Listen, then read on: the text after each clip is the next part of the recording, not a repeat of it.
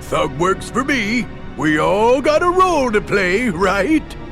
Gosh, at least he's honest in a dishonest way. Silence! No underling of mine shall be insulted so. I have great plans for dear Pete and for all the worlds, once I have taken them for my own. Then I've got bad news for you. That day's never gonna come. Perhaps you should take a few moments to reconsider. Or does the Queen's life mean nothing to you at all? Mickey! Don't you listen to her! You can't let Maleficent have her way! No! Minnie! All right, Maleficent. Tell us what you want. Let me see. Shall I begin with this world? I much preferred it in its darker, more ominous permutation. You said it. This place needs some lights out time. You're lying, Maleficent. Not even you would go through this much trouble just for that. What is it you're really after? Very perceptive. I presume you are familiar with Xehanort, the man who led me to discover worlds outside of my own. You know him? As do you, I see. Yes, he shared everything with me. How to go about winning a heart over to the darkness. And, most gloriously, about the 7 hearts of pure light, the ones that would grant me the power I need to conquer all worlds. However, the worlds were too complex, too much for even me to contain. It seemed I had miscalculated. Then it came to me. Of course, I could go about conquering other worlds in my own manner. You do have the data for all the worlds, do you not? And now you will hand it over to me. What do you mean? Don't you bozos pretend you don't remember. Me and Maleficent was trapped inside it. Now cough it up. Why do you want the data? I'm afraid that is no concern of yours. Wouldn't want a royal Minnie Mousiness to get a boo-boo now, would we? I see you have failed to recognize the futility of your situation. Very well. Face your doom!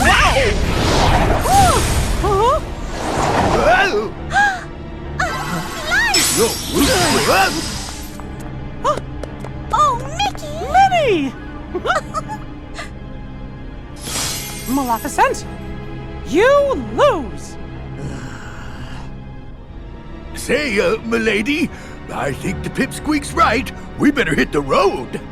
I now know that what I seek lies within these walls. Trust that I will eliminate you in good time. Hey, wait for me, Maleficent. Wait!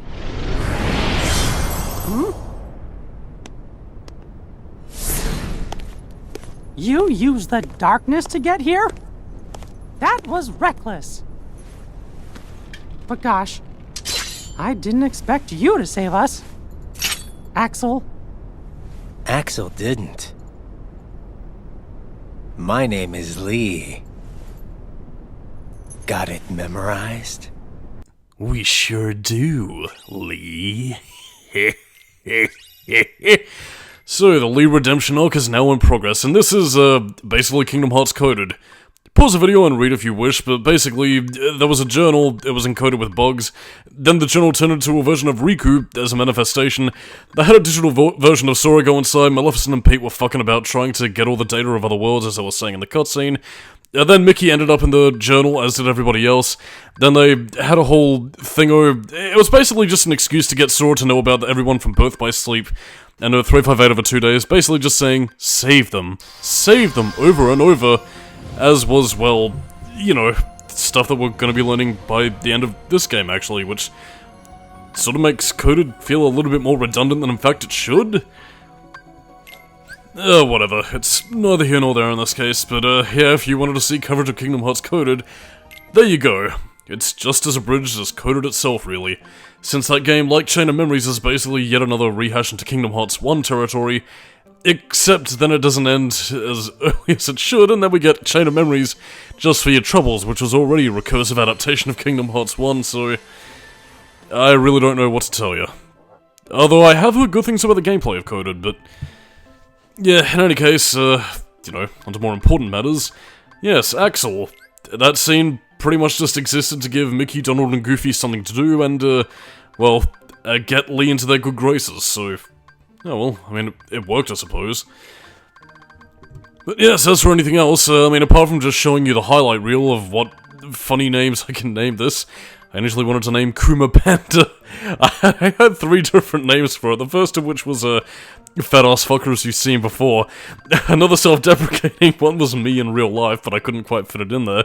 And, you know, because I couldn't get any curse words in there, I just said, fuck it, extinct. Because, I mean, I completely forgot whether or not pandas are on the endangered species list, but, well, they might go the way of the Tasmanian tiger sooner or later, so who knows, really. But yeah, we're not going to be using any of the Dream Eaters we're creating right now. What we're going to be using next is, well, Vagina Liquor, which is a little Toximander thing that is there to basically just sort of, I don't know, waddle around, spit poison, and, bada bing and do its thing, really. So, nothing really too interesting to say, but what is our next spirit? Created by magic and dreams. What is this thing? No, another fish. Yeah, I didn't really have much of a creative name for this thing. I don't know, I pretty much just decided to call it Chaos's Dinner, because, yes indeed, my cat was a very hungry kitten, and, you know, she likes her fish. And it's doubly relevant tonight because I just had fish and chips for dinner, which she also heartily enjoyed. Yes, she loves her fish. So everyone, please welcome to the world, Chaos's Dinner. Yes, I'm sure she would probably jump into the screen and start eating it. Ooh, delicious fish. Yes, we're off to a great start, and it'll be off to a great, delicious meal. Let's see, do we have anything else? We also have a fake anal cunt, which is basically the Meow Wow that's coloured brown, so... Dearie me, not even Kingdom Hearts is safe from the evils of recolouring of its Dream Eaters. Although, then again, not really too sure about their popularity in Japan, but the Dream Eaters in the West don't seem to have been, well, that well received in terms of their impact into the series. I suppose part of it is because they have like a very twee, cuddle my fur and it makes me warm sort of appeal about it, which, you know, people don't really find to be extreme, dude, but, yeah, it's, I don't know, it sort of likes the danger that the Heartless have and, you know, doesn't quite have the esoteric appeal of the Nobodies, or, you know, I guess even the sort of emotional resonance of the Unversed, so, yeah, not really too much to say. I guess they potentially could have taken the Dream Eaters towards more of a nightmarish route. You know, rather than making the nightmares just, you know, darker, pink-eyed coloured Dream Eaters, just, I don't know, made them a bit more demonic looking, but, I don't know, I guess that kind of went against the whole cutesy Japan appeal. But in any case though, anal cunt is ready, vaginal liquor is ready to lick some pussy, so let us begin.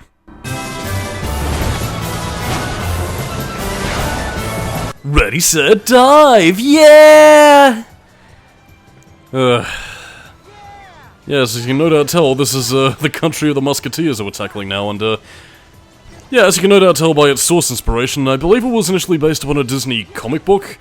These aren't exactly original panels from the original comic book, these are actually, as you can no doubt tell by the Japanese text over there, so, yeah, and also the fact that Sora's been added into the panels, but, yeah, it was, a comic book that was later adapted to, I think it might have been like a direct-to-video film, and, yeah, that's pretty much what they're basing the entirety of this on, although, I mean, again, if they're basing it on direct-to-video films, well, I mean, they already did sort of have a history of doing this with like, Aladdin 2 being included in Kingdom Hearts 2, so maybe there is at least some degree of precedent for it?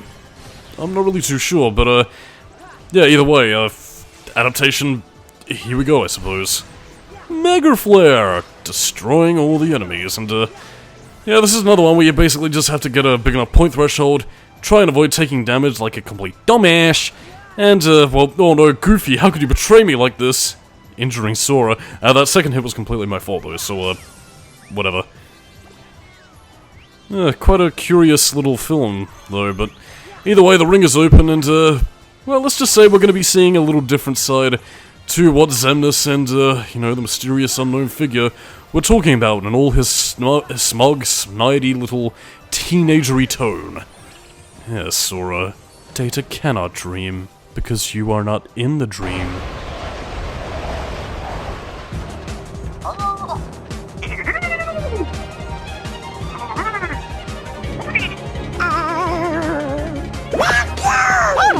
Where are you going? Stand back. Here goes nothing. Hey, Goofy! That's the wrong way! Alright, I'll show you what a musketeer can do.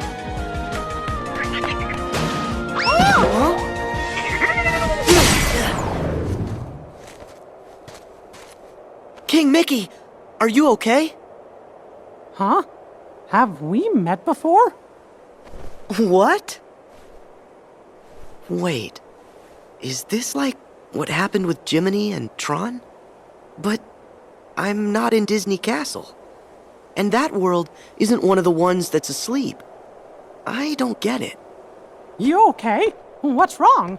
Oh, I was wondering where I was? Where'd you get that key? This?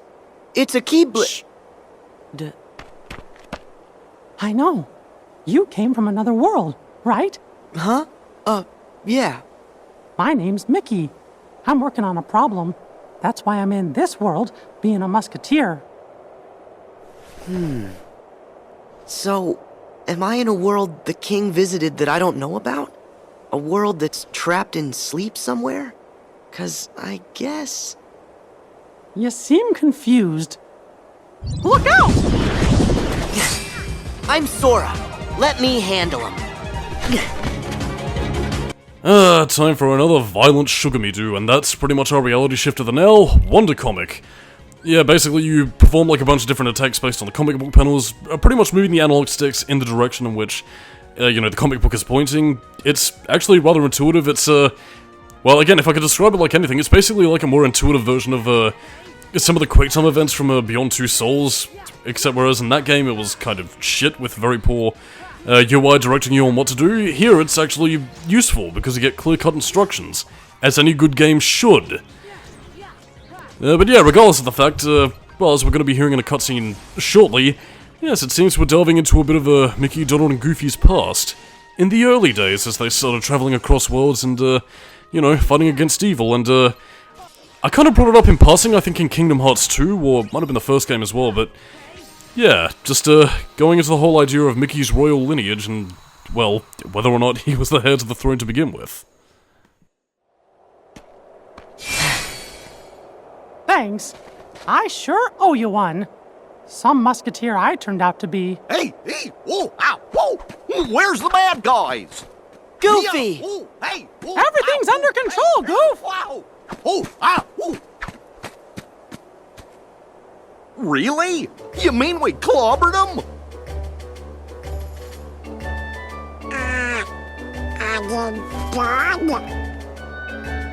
Hey, Donald! What? Who are you? Gorsh, do I know you from somewhere?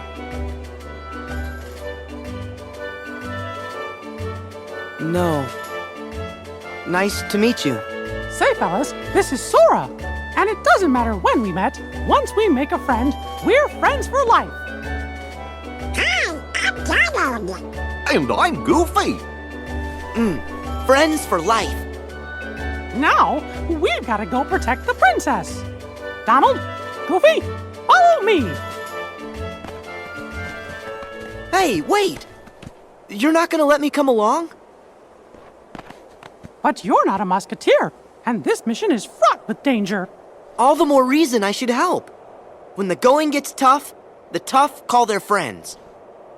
Well, all right. Thank you. Great! Should we do the thing? The thing?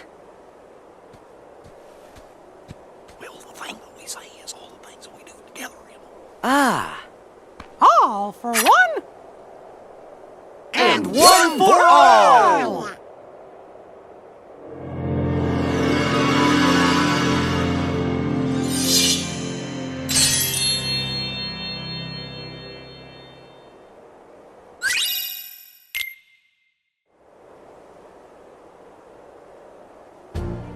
Congratulations, boys! In light of your lacklustrous potential, I dub you Royal Muskateers. Just look at yous, all dressed up and going nowheres.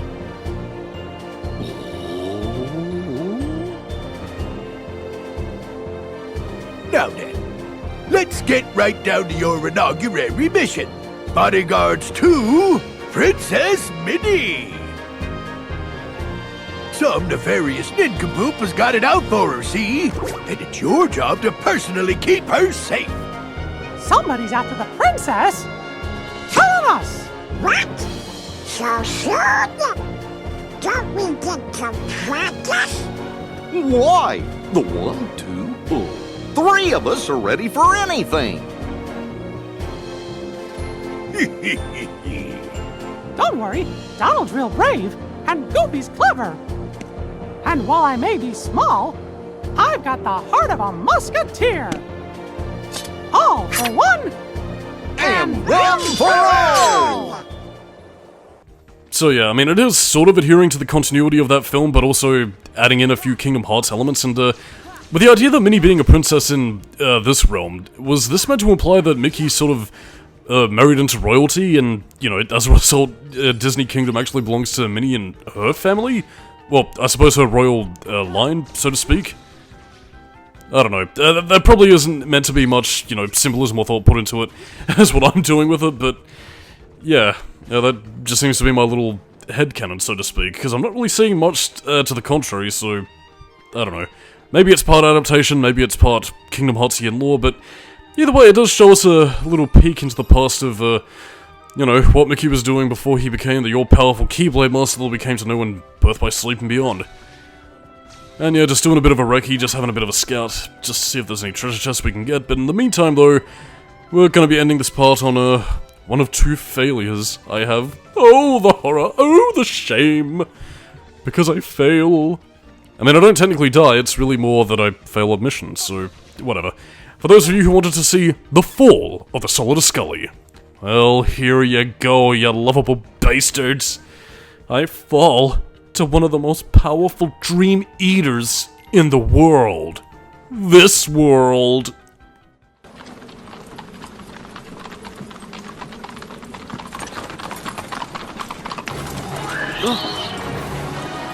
A dream eater!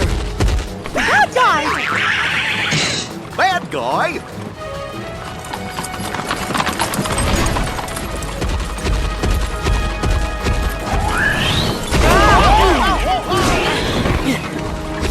Gotta protect the carriage, no matter what!